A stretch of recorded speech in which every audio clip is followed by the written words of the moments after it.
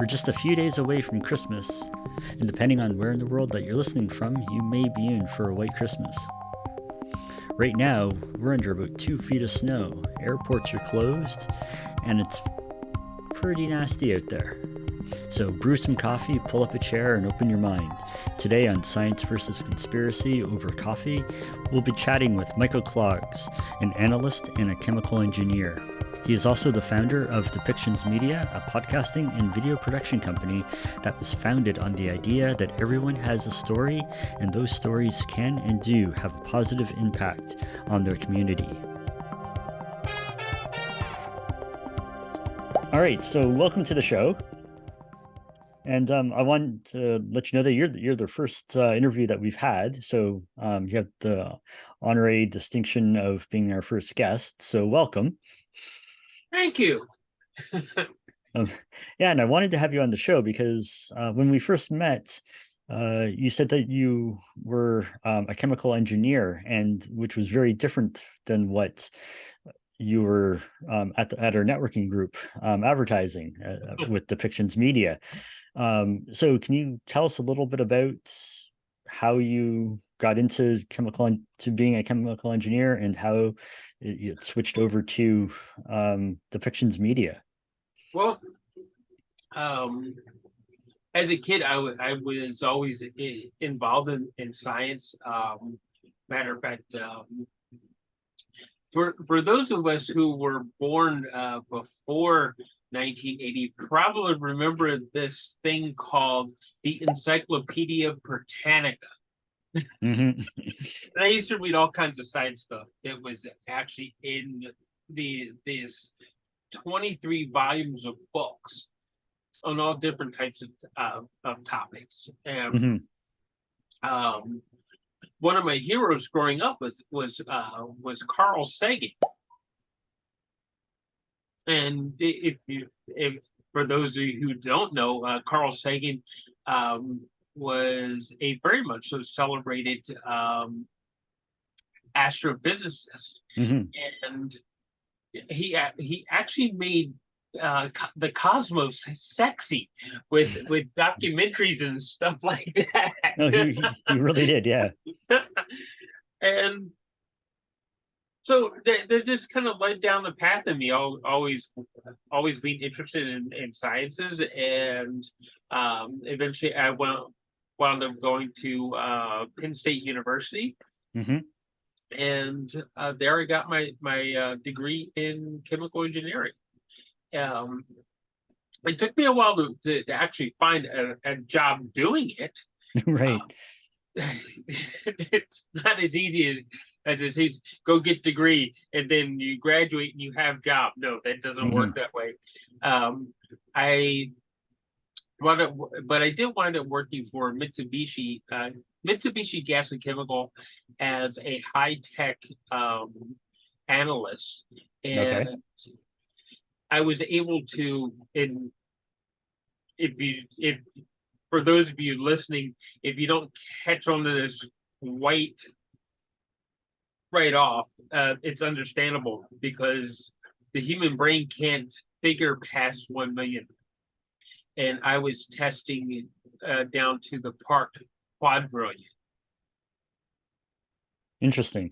So you have million, billion, trillion, quadrillion.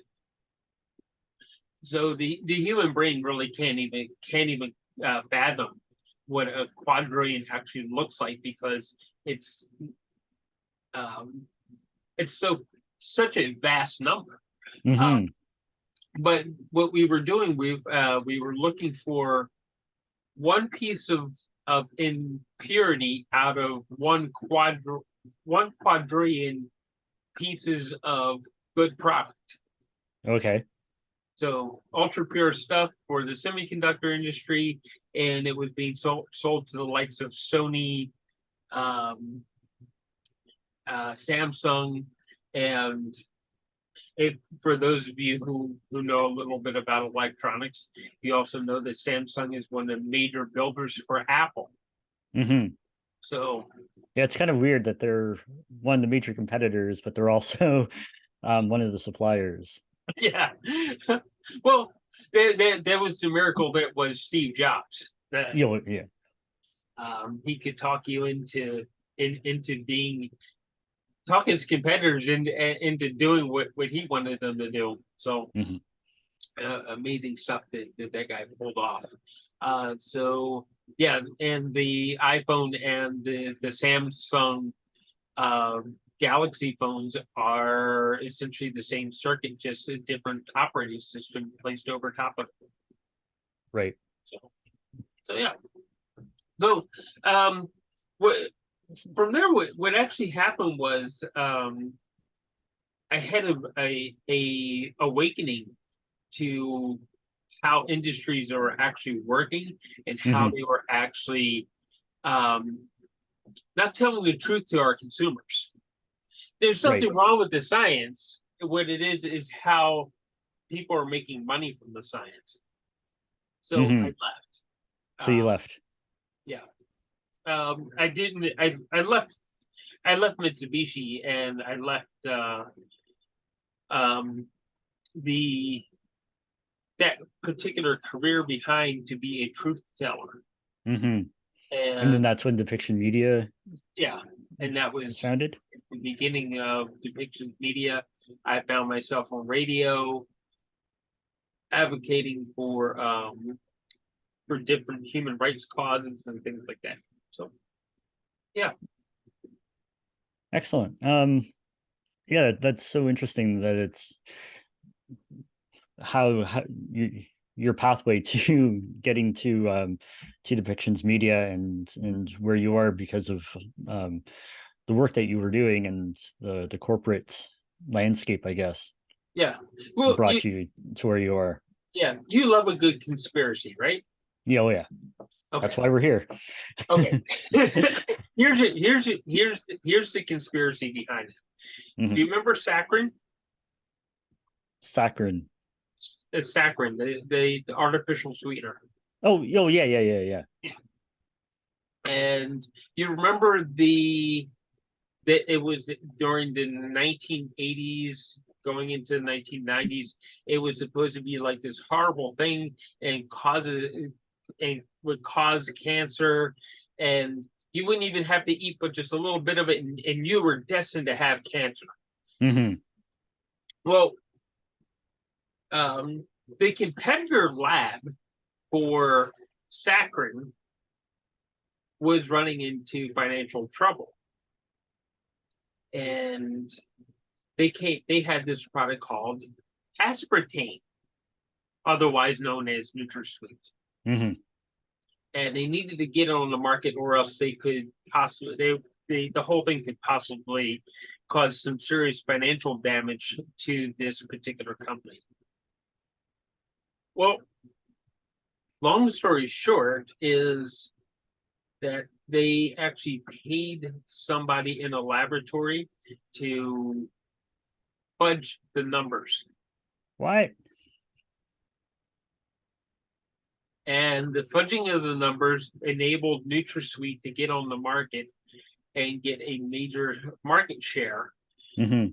so that they had a viable product in the sweetener business. Wow. Yeah, Anything for money to be the yeah. first in the market.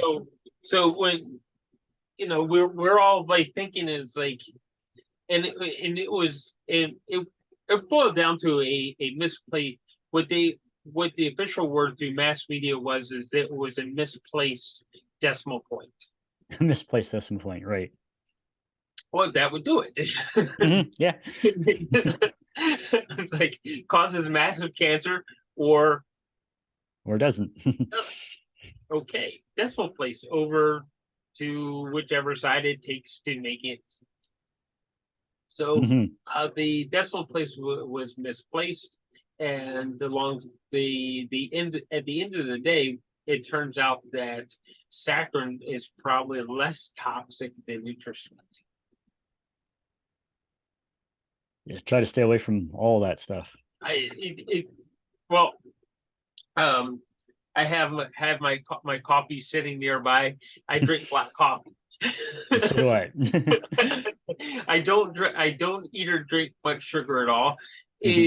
Because if we look at any sweetener, um,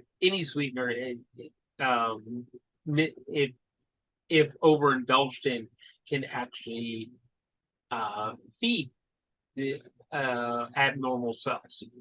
Yeah, even like the regular sugar cane.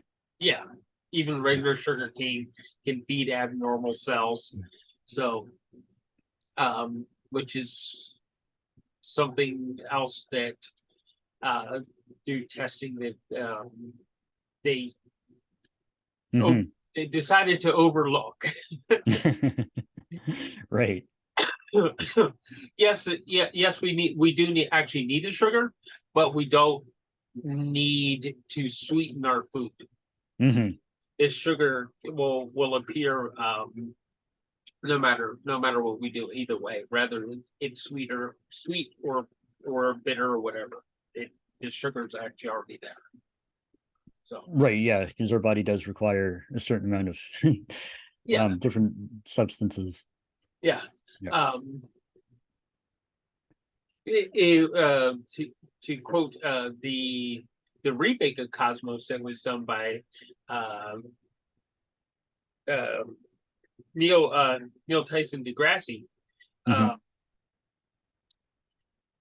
that he actually says that it is actually in the DNA of this planet that sugar will be processed a certain way, and everything that has DNA in it processes sugar a certain way. Even the trees processes sugar the same way as we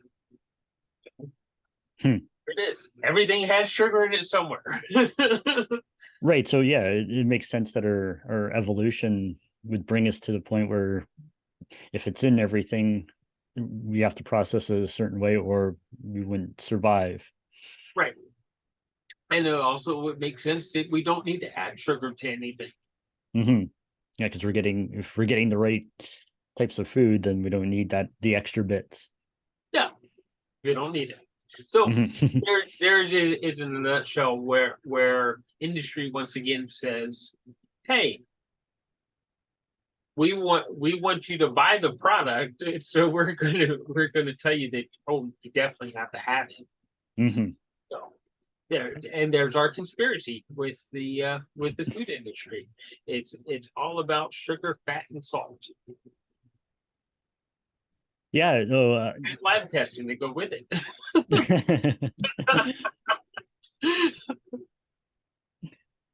So so how did, from I guess your chemical engineer background, how did you get your resume to CERN? Because you mentioned that before.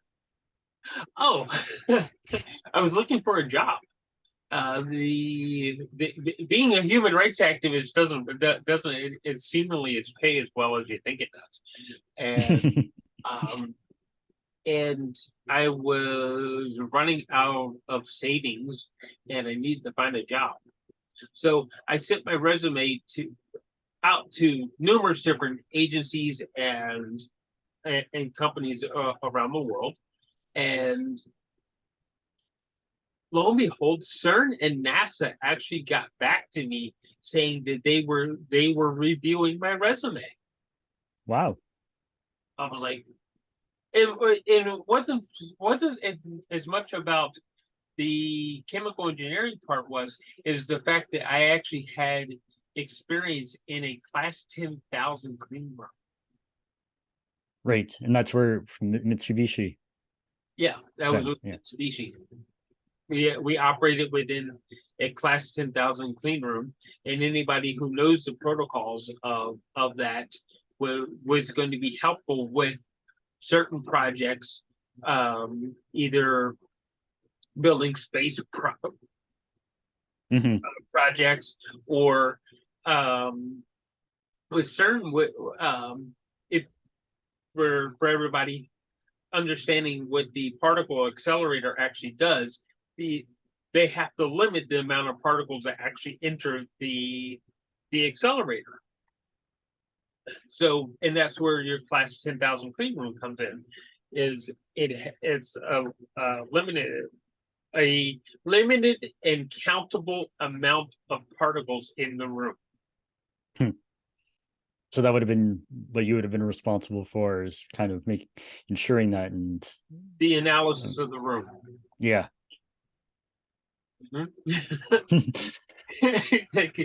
Kind of fun, right? Oh yeah.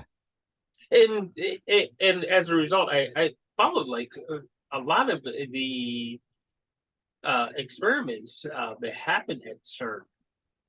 There again, it's it's really a interesting concept. What they do is with the Large Hadron Collider, especially, they accelerate particles to the near point of light speed.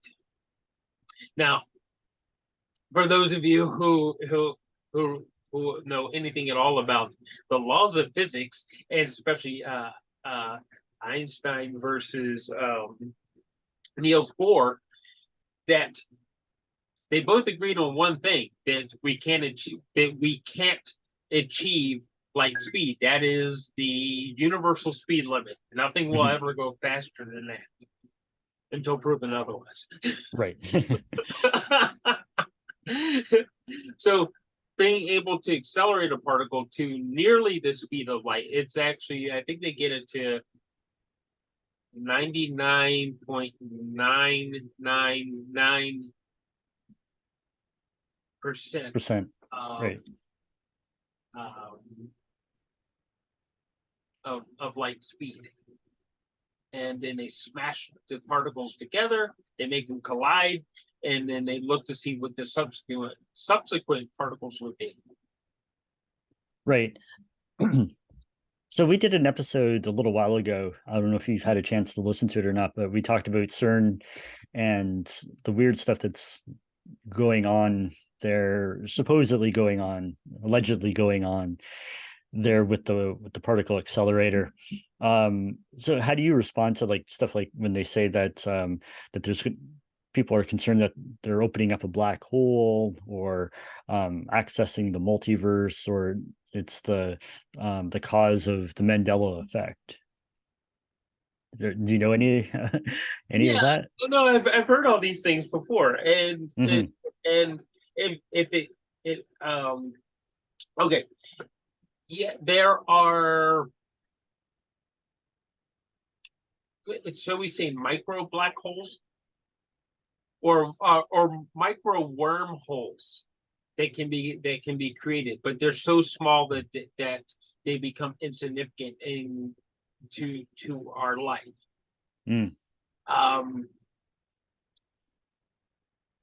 The multiverse part is, sometimes people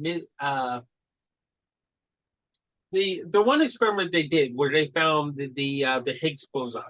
Now, if you understand what the Higgs field is, the Higgs field is where energy or light passes through it and it picks up mass, thus creating matter. Right. Okay. So they found the smallest piece, which would be called the field, which would be called a boson.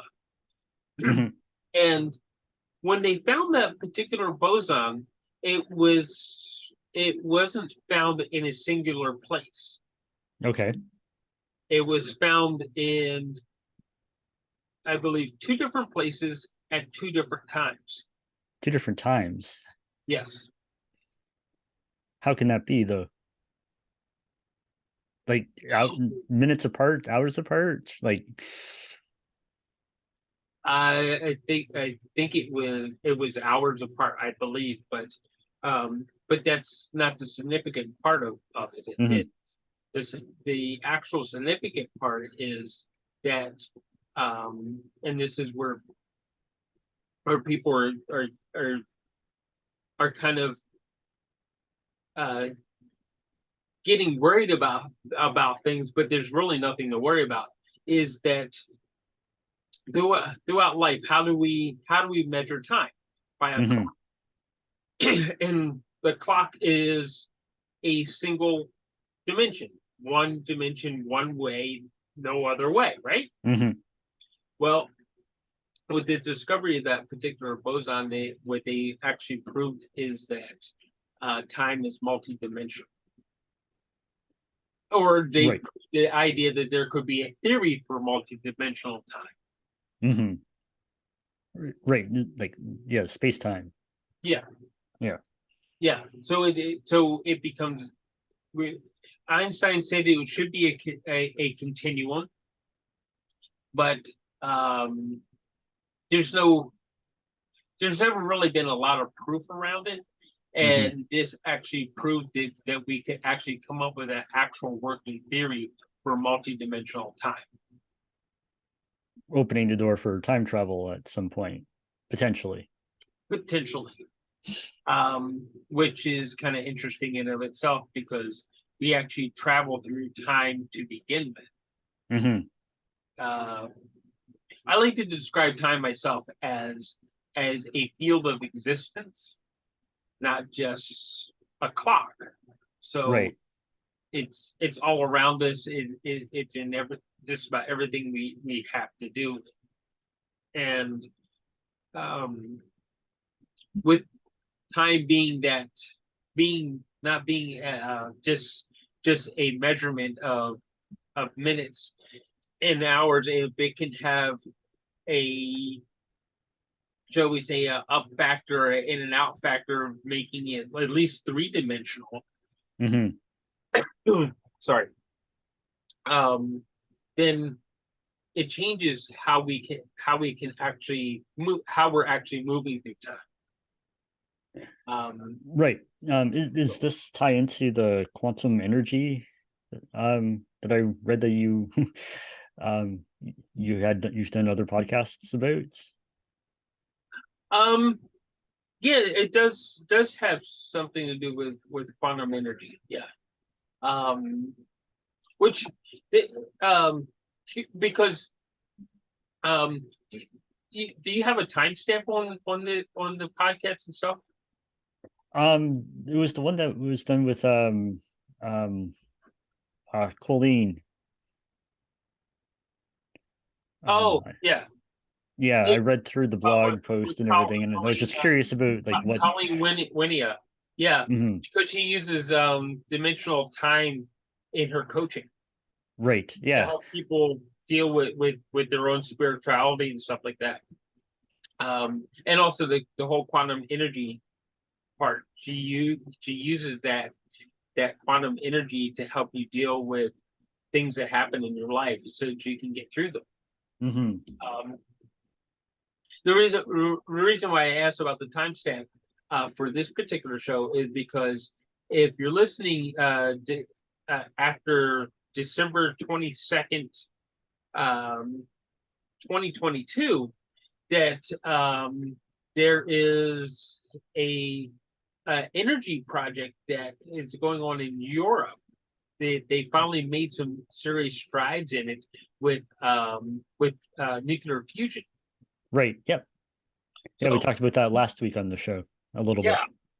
And that's going to lead down to, as we're talking about quantum energy, is it will lead to quantum power, where it could eventually change how we actually receive electricity in our homes.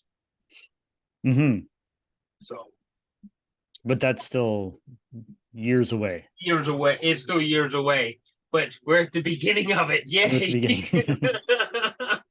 beginning. Just something to be celebrated, right? Oh, absolutely. Yeah, because whether you believe in the climate change debate or fossil fuels or any of that kind of stuff, having an easily renewable source of energy that's environmentally sound and everything, it's always it can't be anything but good news. Yeah. Which leading back to, there have always been opponents against that particular project because they said, one of the arguments I read about it against it was that if it's how the sun works, then when we ignite this thing and we really get it started, it's going to burn the planet up. Mm-hmm. Well, not really. Right. Not really at all. So, Yeah, it's kind of different. yeah. But but I guess China has their own fusion project going on that they've been able to, like they're calling it the sun or something, the second sun. Um, and I guess they're competing for the Yeah. the Look, technology, I guess. yeah. Well, China has always been competitive with things, Hmm. but they're so secretive about things. They don't like to share. Right. Where France, I believe that the project's in France, and France is always willing to share it. And France is looking for people to actually, other countries to jump on board with it so that they can actually have more funding to make the project more viable. Hmm. Yeah, I guess anything's possible as long as the money keeps flowing. Yeah. And the thought process of that is that eventually the money won't be needed because it becomes self-sustaining. Hmm. I, there's a lot going on with that. But these are some of the same engineers and everything that helped build the Hadron Collider. Hmm. Uh, And there's another one in the works, isn't there? An even bigger one? yeah, I believe so. Yeah.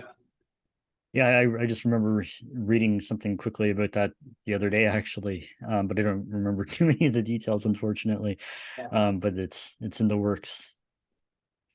But there's with power like that, there's a lot of amazing things that we could actually do to bring Elon Musk up. Um, we might even be able to effectively colonize Mars. Yeah, he seems to be hell bent, determined to get us to Mars. That one, yeah. Um, but understanding quantum power and understanding, um, we were able to build things like the James Webb telescope that is not quite a million miles away from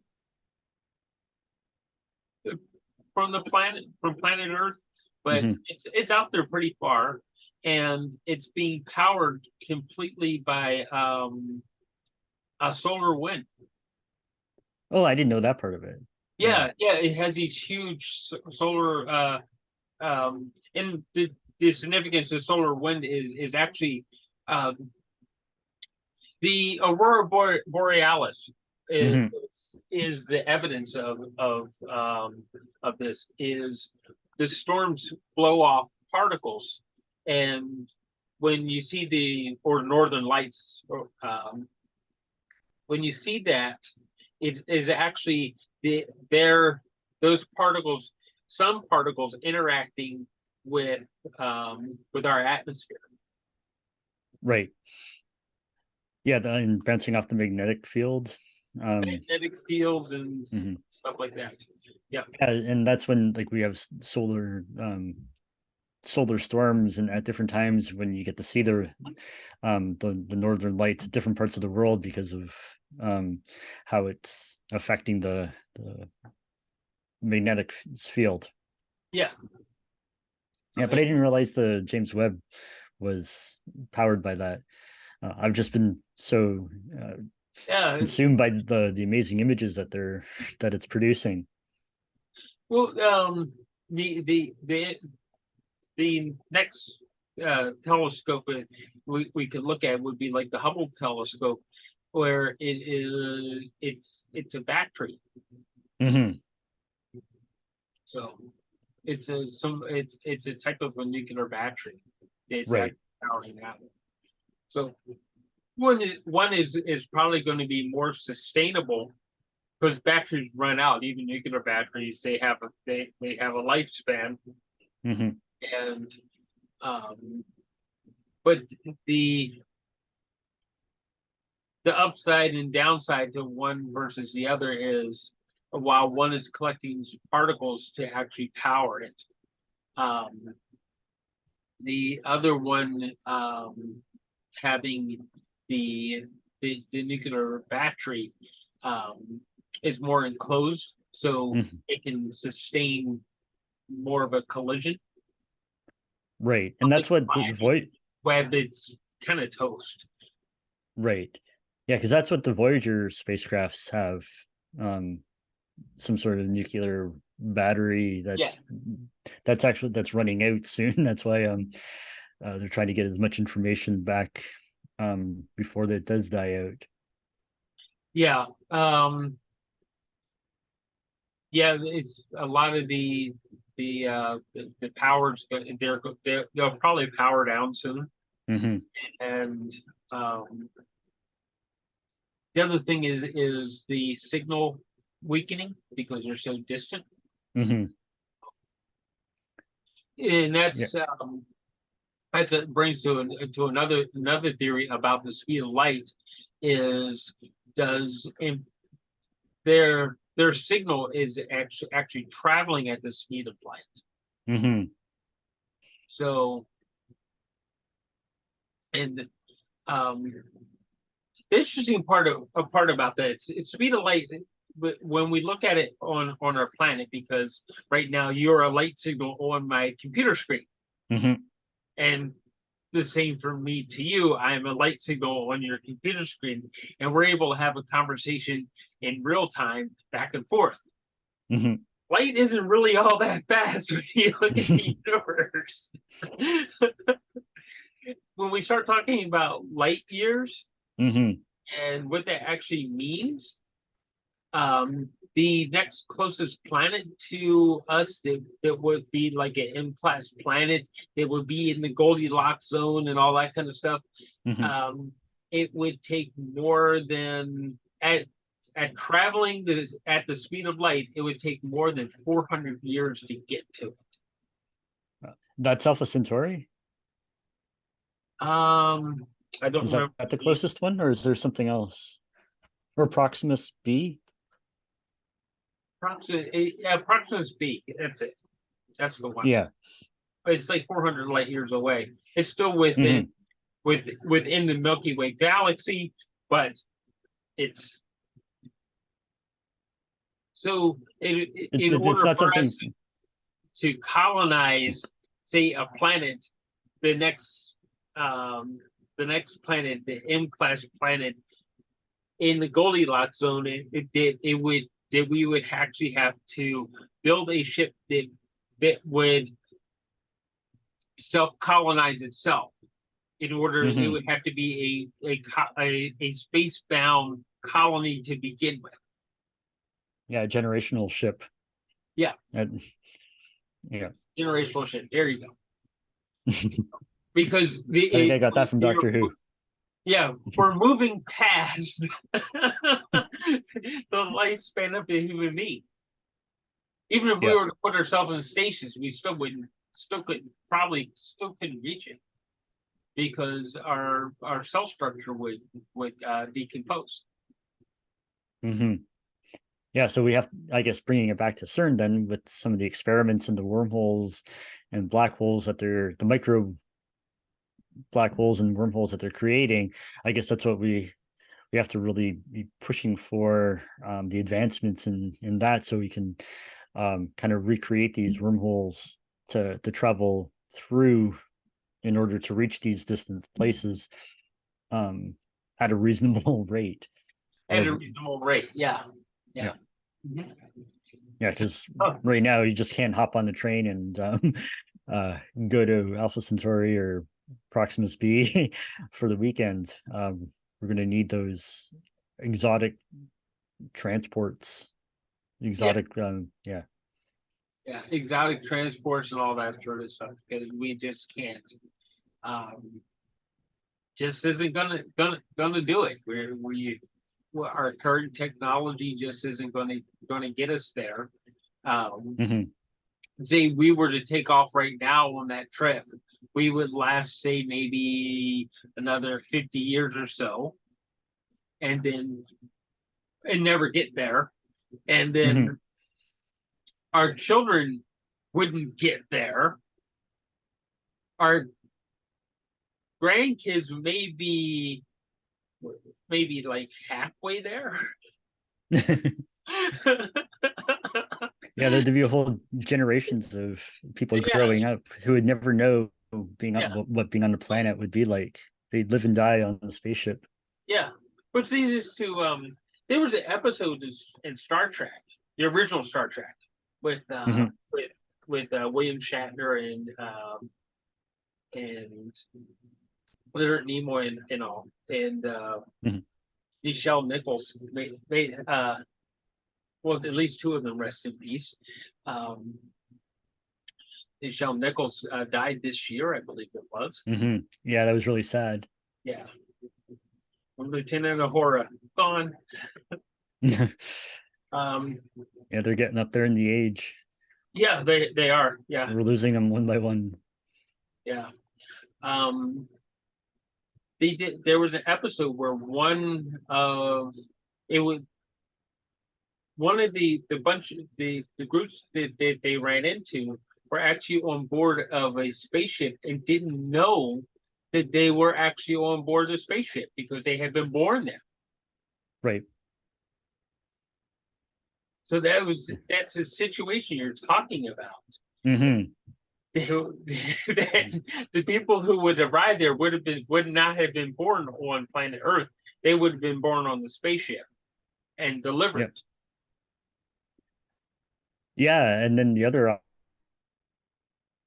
option need space seed or space speed with a con in stasis, Yes. and then yeah. So, But then we well, wouldn't. You're saying we wouldn't last that long because of our makeup. yeah, We wouldn't be able to last hundreds of years it wouldn't. in Yeah, stasis. we wouldn't last hundreds of years in stasis. So Hmm. at least how we currently look at stasis. So yeah. Right. Um, but there's a lot of work being done in like between NASA, CERN, European space agencies, Hmm. um, the uh, International Space Station. They've run a lot of experiments trying to build um, crystals and things like that that would help these sort of things move along. So Hmm. it's kind of interesting because the United States and Canada built this space station, and now years and years later, we're depending on the Russians to Yeah. hitch us a ride to do our own damn thing. Yeah. It's so bizarre the relationship that we have with the Russians. We depend on them for space travel to get to the International Space Station, but then on the other hand, we're fighting. Well, not us. That's another thing. But we're engaged in a war with them. Yes, But we're we yeah not indirectly engaged. Yeah, yeah. yeah, but so I, but the positive part to that is that the world of science transcends that political war. Hmm. You Yeah, know, and that's the way it should be. Like we shouldn't be bound to um the political will of any one country, or if countries are fighting. Like if we could just get together and have the smartest people working together, no matter what the country, um, and just get them working together, and we'd be far better ahead on not only like space travel, but um, many other issues that are going on in the world. there's a lot of issues. There, um, there have been physicists that have gone to have they're allowed to work anywhere in the world, but the United States and Canada. And the reason is because they went to the University of Tehran. Right. What is it? Physics different in Iran than it is in Canada and the United States? Is that what? Must be something they're not telling us. Something that they learned in that school. Something there that we missed here, because if science and physics are the same, doesn't matter what school you went to. You have the knowledge, so why can't you be allowed to do the job? Right. Or allow your research to be taught anywhere in the world. Yeah, because that's the other side of it, is that in lots of different countries, what you're teaching or what they've learned, they can't even say it because of the country's government is suppressing it. And yeah, it's one thing for China not to want to share, but it's another thing for our government or our friends to the south to say, oh no, that can't possibly exist because that came from those people. Right. Yeah, they can't deny it. Yeah, but they do. I've never been able to understand that. We could get into a lot of issues around that particular piece of where I've been educated. It's all mumbo jumbo. The human body works the same no matter where we go on our planet. Physics is the same no matter where we go in the universe. That we know of. Same laws apply. So if this person knows that works, then allow them to operate with that work and be able to share it with the masses no matter where they go. Sorry, human rights thing there. Yeah. No, that was really good. Thanks so much for doing this. Oh, you're welcome. Thanks for having me. Yeah, well, that's the show for today, and I want to give a big thanks to Michael for being available and willing to do the show. So thank you very much. If you like the show, please give us a thumbs up and subscribe. There will be a video portion of this on Wednesday going up on YouTube. We've made an unedited video portion of this podcast available to our members on Patreon, so go check that out and subscribe. And don't forget to check us out on our other social media channels. Like I said at the top of the show, we are just a few days away from Christmas. So I'd like to wish everyone a happy holiday season, whatever you celebrate. And we'll be back in the new year. So remember, being paranoid is smart. We'll see you next time. This week's episode of Science vs. Conspiracy Over Coffee was produced by Lethologica. Research and writing was done by Bob Homer and Jennifer Timer.